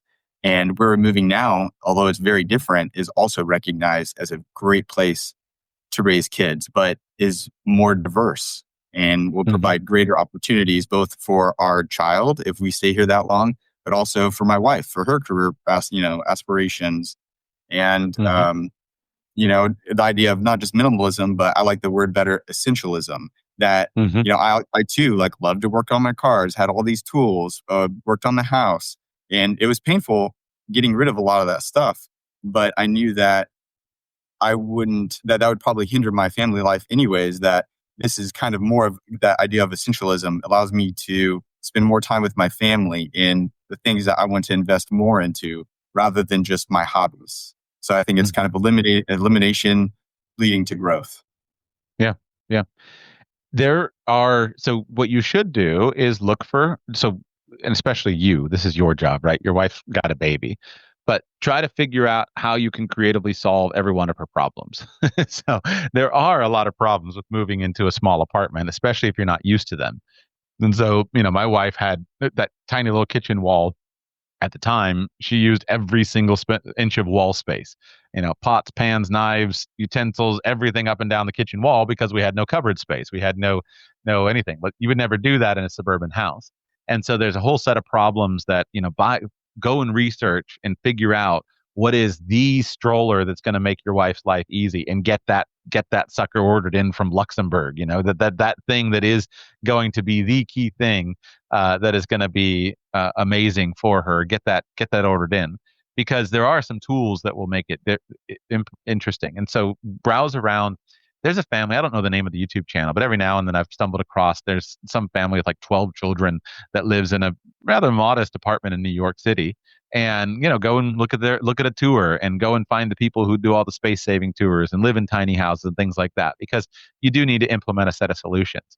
And those solutions are wildly impractical for the suburban lifestyle, but they are practical for the current lifestyle. And embrace what you're doing, embrace as you are, right? Embrace where you are. So you get all these benefits from being in New York City.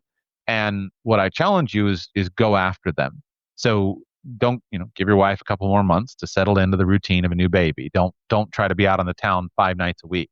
But what you have amazing access to is you have amazing access to interesting social life and all kinds of cool things that you don't have in suburbia.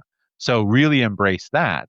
And then whenever you move on from this lifestyle, whether that's 40 years from now or 4 years from now, then you'll feel satisfied that I really took advantage of the New York lifestyle and we lived it to its fullest. And then in the back of your mind, recognize that this is where it's nice to have money. So if you can make money and really make New York pay off from a career perspective, then you may go ahead and at some point, it is. I'm living temporarily in a small 2-bedroom apartment with my wife and 5 children. It's just a short-term thing. We're in Brazil having a baby, and so I just rented a small house in a beach resort at the beach. And the house is small, but the grounds are big, and so it's okay. But I reflect on this as I answer your question, and my answer to that is that it's fine to live in a small space, but if you have a lot of children, it's not optimal. So just recognize in the back of your head, depending on, what your plans are, 8 years from now, 10 years from now, you probably will want to have a bigger house. So you do what you need to do, make sure your wife is doing what she needs to do financially so that you can have a much bigger house, or so that you can have the amenities, and whether it's the place with the park or the other side of town where there's better amenities, or the penthouse apartment is much bigger, do what you need to do financially to make that stuff pay off. So you're ready for it, because there will come a time. I would not enjoy living in a 2-bedroom apartment with my wife and 5 children on a long-term basis. Right. And I've done a lot of that. I've already invested in all those things to make life easier, more comfortable, and did the prep work, looking on YouTube and everything. And I think Good. what's highlights this idea, like you say, like first world problems. In YouTube, say 12 kids in New York City. Why you don't see a lot of videos of what I'm talking about is because it's the norm. There's Yeah. probably most people have at least one child in a one bedroom, not two. So it's kind of underwhelming for most people here, probably. Yeah, it is. I'm sure. It's just a different lifestyle. That's why I said, like I loved every one of those lifestyle moves that I have made. I've enjoyed all of them. I enjoyed the big house, and when I had the big house, I tried to really use it. I enjoyed the travel trailer, and I tried to really use it. I'm enjoying what we're doing now. Like I said, I'm recording this from the beach. I'm looking at the beach. So it's not a uh, these things they're just a matter of embracing them and saying there's going to be a set of experiences that we're going to have from this time that we're going to be really happy about. And then in the next house, we're going to be really happy about the things that are improved from where we are right now. But we're adaptable, and you have your reasons, and so go for it and stay with it. I wish, what I'll say, and go ahead with your other question, and we'll kind of wrap up. But I do admire you for doing that. And in fact, in my own personal life, I never thought of moving to New York City when I was younger. I had nothing but spite for New Yorkers, probably because that's the one people group that I'm probably pretty prejudiced against, being from Florida. I say that jokingly, but all jokes have a kernel of truth. That being from Florida is always the snowbirds that would come down during the wintertime, and always a New York license plate, and always loud accent at a restaurant or whatever. So I'm a little bit prejudiced against New Yorkers. But over the last couple of years, I've recognized, I've thought, you know what? I wish maybe I should move to New York. That it genuinely is. What an amazing city. It has so much to offer. So good for you for going for it. Go ahead with your last question. Appreciate that. Yeah, it's definitely not been an easy move, but it's been a long time goal of ours. And I can tell you, even from the Midwest, that all of our experiences out here in New York, the people are very friendly. It's just can be an austere environment. So sometimes maybe that kind of comes out. For the second question, so with that move, we're planning to rent out our previous home. And maybe I'm taking on too much, but I was planning to self-manage it. And so I'd like to hear your approach on that, because I think you might have some rental properties. Currently, like I use a Veil, and I intend to set up an LLC, EIN, separate bank account, and probably have somebody else professionally do the accounting. But I didn't know if you had any additional tips or direction you would take with that. I would say the most important thing is just to recognize that landlording is a learnable skill, and it is a skill. So embrace it as any other skill. Read the books, buy the information products, get in the forums, figure out what's working, figure out what's not working, optimize your process, find your people, but it is a skill. When people get into landlording and they don't, I remember years ago I read, I think it was Lee Robinson's book, Landlording. I think it's a little long in the tooth now. I'm not, unless they've updated it recently, but read the book called Landlording. It's got the manual. And I remember reading that book and just thinking, man, this is totally doable. It's just that nobody thinks this is actually a job that they need skill. And so the people who get burned with landlording are those who wander in thinking that somehow I can just make this up as I go along. No, you need a system, you need a plan, you need advice, you need instruction, it's a business. And so approach it as that. But I don't think it's a business that requires thousands of hours to learn. I think it's a business that requires dozens of hours to learn. And all the stuff you said and it's all simple and straightforward. And then recognize that you are being paid to be inconvenienced. And so that's the other thing that annoys people, is that people are going to harm your properties. That's what tenants do.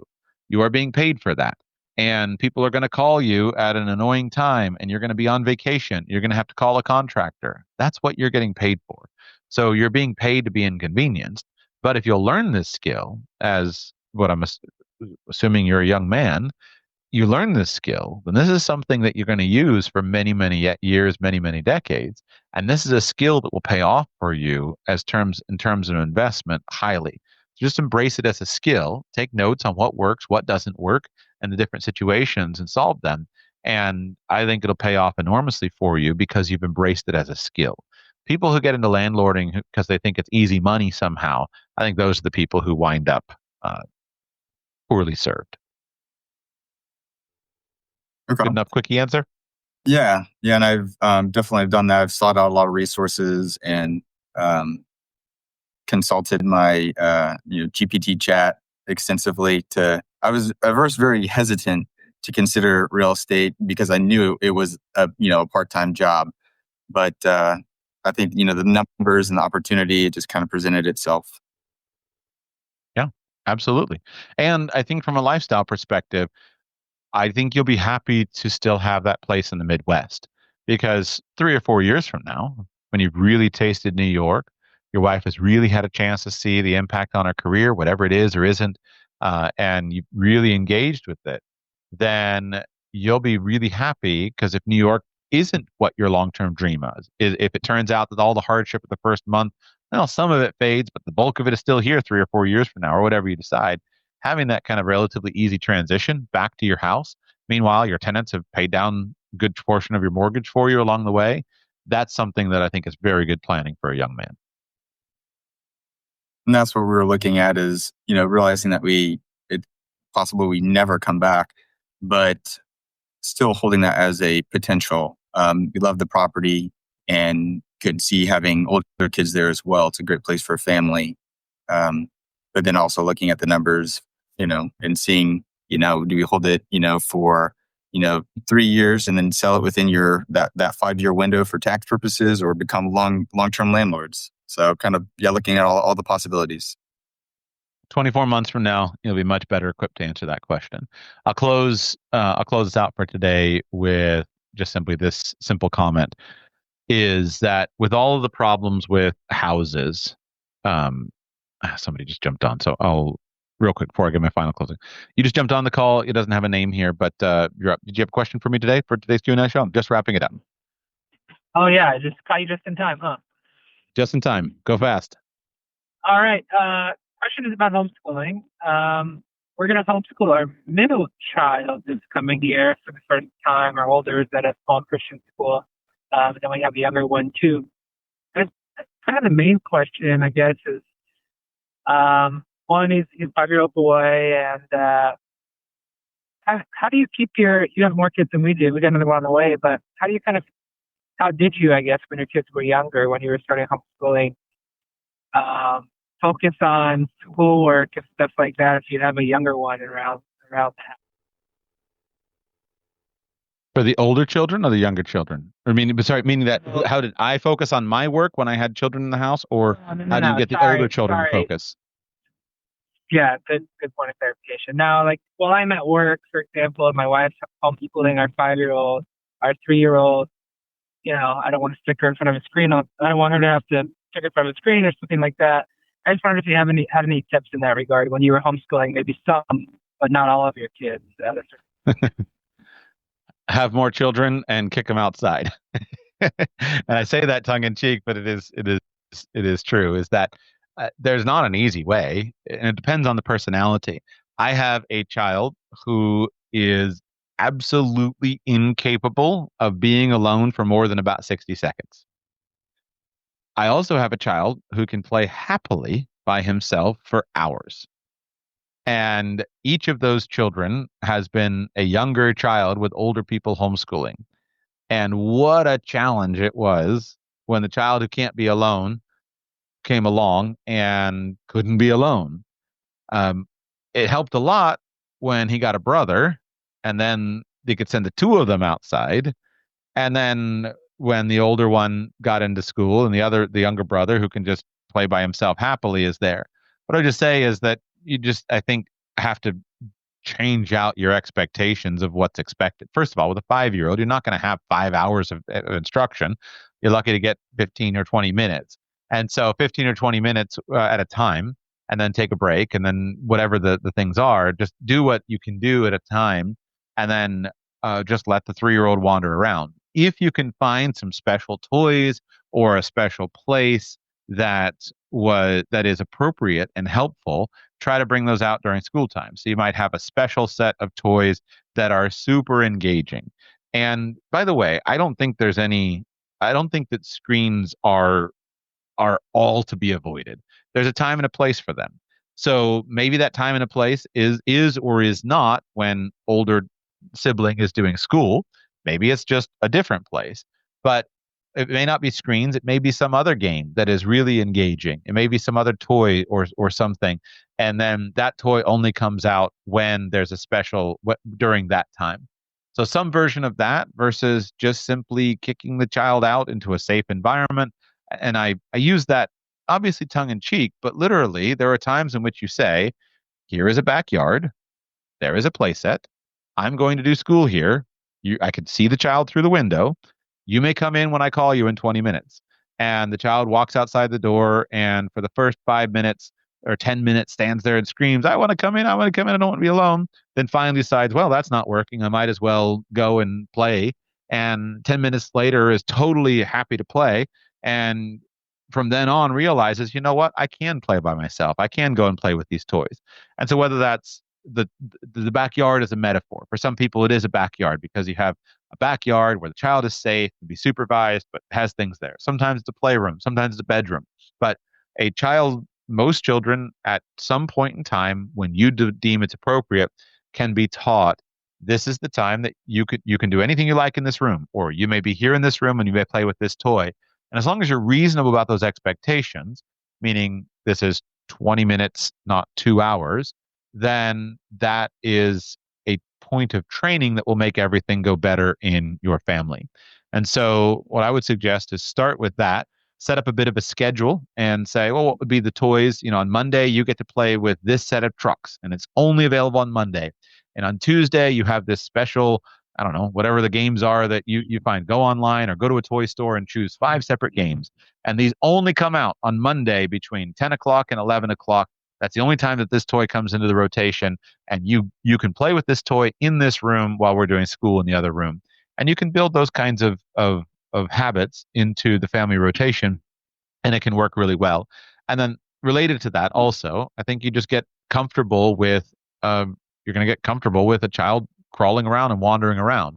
And so in many cases, that means, maybe you can't handle being in the bedroom with the door closed. That's not appropriate. And you can't handle staying in the bedroom with the door open. So, all right, you can play with this toy on the ground next to me and you can babble away while we work on school here.